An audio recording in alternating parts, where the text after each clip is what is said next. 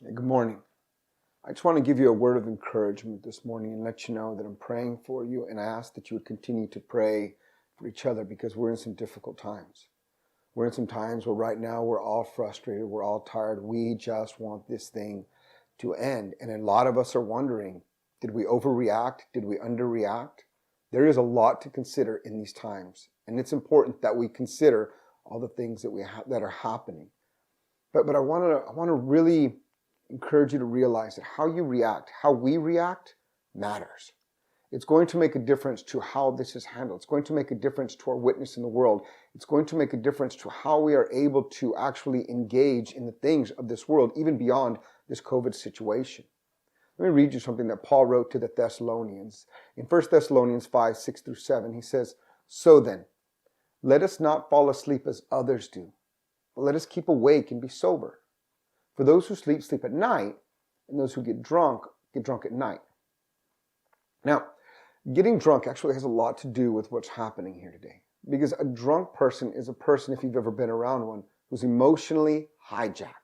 That person is 1 second, "I love you, the greatest thing," and then they're angry, and then they're sad, and they're crying everywhere, and then they're running off, and they're doing ridiculous stuff. If you've ever babysat a drunk person, you know exactly what I'm talking about. I'm a recovering alcoholic. I know how they are, and it's annoying. Emotions are all that run a drunk person, and because of that, we don't take anything they say serious.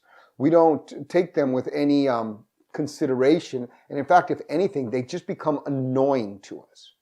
And because of the way we are in this situation, because our mind's playing tricks on us, because we're exhausted, because we're tired, we're a little bit afraid, because we're just frustrated by the lack of information and even maybe overwhelmed by the amount of crazy information that doesn't make sense or is pulling us in different directions, we are starting to feel just like drunk people. And so we have to be very careful because what we're seeing is a lot of responses that are based on emotional hijacking. And that's not what we need today. What we need instead is to practice discipline. Paul says, don't be like a drunk. Instead, be sober. Think reasonably. Don't get emotionally hijacked. Use humility when you speak to other people. And if you seek truth, if you're really looking for the truth, then when you see something that maybe doesn't represent what you thought, respond with grace. Use compassion. And above all, have humility. You have to go into any conversation with the concession that maybe your idea isn't right. And if all you're looking for is affirmation of how you feel, then what you're doing is you're feeding the high. You're feeding the drunk. And you're becoming an annoying voice into this world. And that's not what you were meant to be.